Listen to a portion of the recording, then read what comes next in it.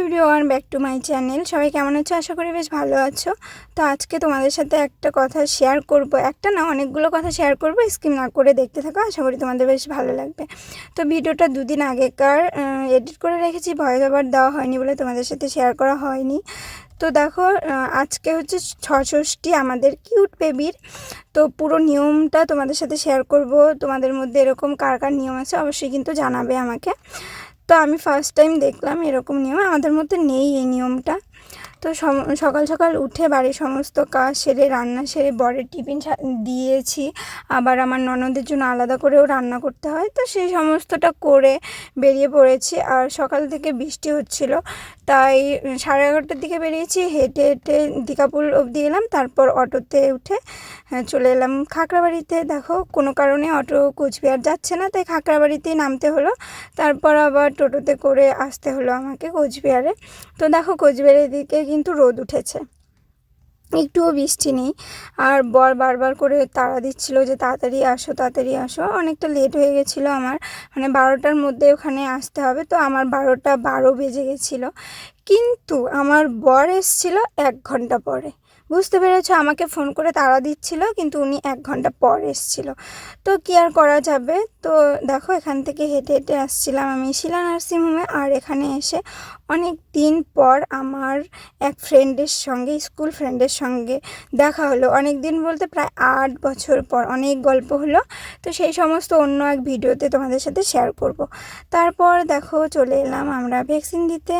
তো ভ্যাকসিন আমাদের দেওয়া কমপ্লিট। আর আজকে কিন্তু এতটা ভিড় হয়েছে নার্সিংহোমে, শিলা নার্সিংহোমে, মানে এতদিন ধরে ডক্টর দেখাচ্ছি, এর আগে কিন্তু কখনো এতটা ভিড় হয়নি, আজকে যতটা ভিড় হয়েছে। তো একটুখানি স্কিপ নিয়ে নিলাম তোমাদের সাথে শেয়ার করবো জন্য। তো এখন 2টো বাজে, মানে ভ্যাকসিনের ডেট ছিল 12টা থেকে 2টোর মধ্যে। তো তার আগে আমাদের হয়ে গেছিলো।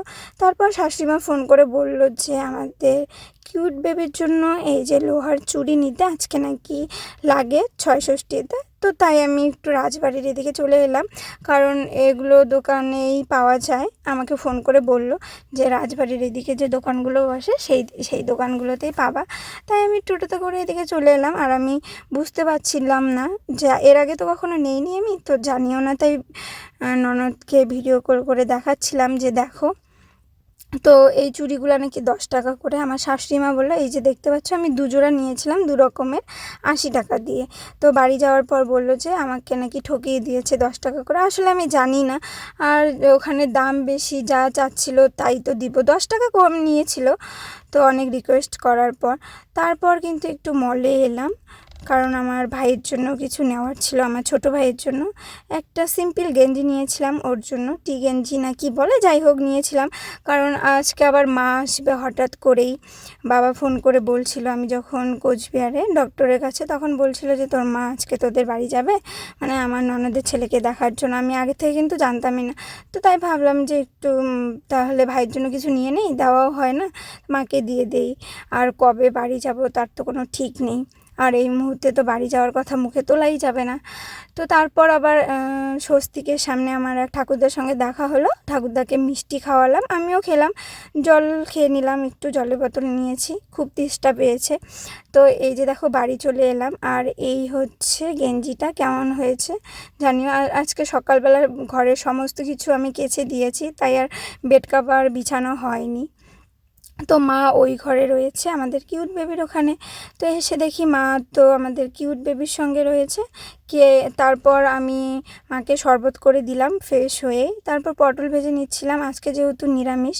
সকালবেলা সোয়াবিন আলুর তরকারি করেছিলাম, আর একটু ভাত করে নিলাম, মাকে ওটাই খেতে দিয়েছিলাম। ওই 4টা 4:30টার দিকে খেয়েছিলাম, মা আর আমি আর কি খেয়েছিলাম। আর এদিকে দেখো, মা নিয়ে এসছে আম, একটা ঝুড়ি বাজার প্যাকেট, আর হচ্ছে চাল কুমড়ো পাতা নিয়ে এসছে বড়া খাওয়ার জন্য, আর ডিম নিয়ে এসছে। আর এদিকে দেখো, আমার রান্না কমপ্লিট, মাকে খেতে দিলাম। মা বলছিল এত ভাত খাবে না, জোর করে দিয়ে দিয়েছি মাকে ভাত খেতে। আজকে যেহেতু নিরামিষ, তাই এই সমস্তই করেছিলাম। আর শরীরটাও ভালো না, তাই আর মা বললো যা আছে তা দিয়েই খেতে দে। তারপর দেখো, এখন বাজে 6:30টার মতো, বর নিয়ে এলো মিষ্টি। এখানে 150টা মিষ্টি রয়েছে, কারণ সবাইকে দিতে হবে। ষষ্ঠীতে মামাদের নিয়ম নাকি যে ষষ্ঠীর সমস্ত খরচা মামাকে দিতে হয়। আর ক্ষীর দই নিয়ে এসছে, ওটা আমাদের জন্য। তারপর একটু ভিডিও করে নিলাম তোমাদের সাথে শেয়ার করবো জন্য। আর শাশুড়িমা বলছিল তাহলে তোমাদের বাড়ির জন্য একটু সাজিয়ে দাও মিষ্টি, তোমার মা নিয়ে যাক। তাই আমাদের বাড়িতে ছোট কাকা, বড় কাকা, ঠাকুরদা আর আমার বাবা মায়ের জন্য সাজিয়ে দিলাম। এই যে দেখো এখানে 4টা টোপলা টোপলা করে দিয়েছি আর কি, ক্যারি ব্যাগের মধ্যে সাজিয়ে সাজিয়ে দিয়েছি। তো বর যেহেতু একটু তাড়াতাড়ি চলে এসেছিলো আজকে, কারণ ওনার কিছু কেনাকাটা রয়েছে। তো কেনাকাটা বলতে ওই যে আতর ঘরের যে নিয়ম রয়েছে মামার দেওয়ার, সেই সমস্ত ওনাকেই কিনতে হবে, তো সে কারণে। তো এদিকে আমি দেখো কাগজের মধ্যে হরে কৃষ্ণের নাম রেখেছি। আর বর এই যে 7:30টার দিকে ফল নিয়ে এলো। আর এই দেখো কয়েকটা মাত্র ফল, একটা একটা করে দিতে হয়, তো বর দুটো দুটো করে নিয়ে এসছে। আর এই যে এদিকে 6টা সরা, প্রদীপ, কালো ডুরি লাগে, আরও কাঠের মালা, এই সমস্ত কিছুই। তো এদিকে আবার আমি দেখো প্রদীপের আলোতে কাজল পেতে নিচ্ছি আমাদের কিউট বেবির জন্য। আর যেহেতু সমস্তটা আমি একা হাতে করতে পারবো না, তাই কিন্তু আমি বড় কাকিমাকে বলেছিলাম আসার জন্য, তাহলে একটু সুবিধা হয়, হাতে হাতে করে দিতে পারবে। আর তোমাদের মধ্যে কার কার এরকম নিয়ম আছে অবশ্যই কিন্তু কমেন্টে জানিও। আর আমি এই নিয়মটা ফার্স্ট টাইম দেখছি, তবে এটা আমার শ্বশুরবাড়ির নিয়ম না, এটা আমার ননদের শ্বশুরবাড়ির নিয়ম। যেহেতু ও এখানে রয়েছে তাই এখানেই নিয়মটা করা হচ্ছে, ওর শাশুড়িমা ফোনে বলে দিয়েছিল।